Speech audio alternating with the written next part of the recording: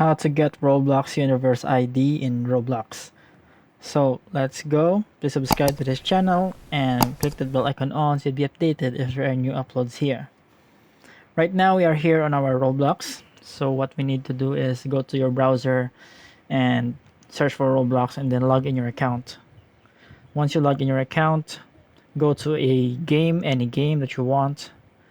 And once you are here, go to the pastebin.com with this URL. So it has a code in here, and what you need to do is to copy this link that is provided by pastebin.com.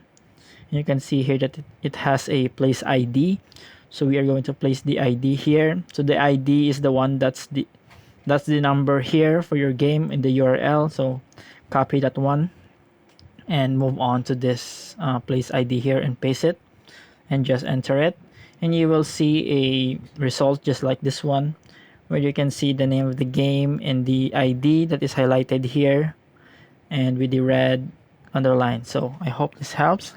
Thank you for watching.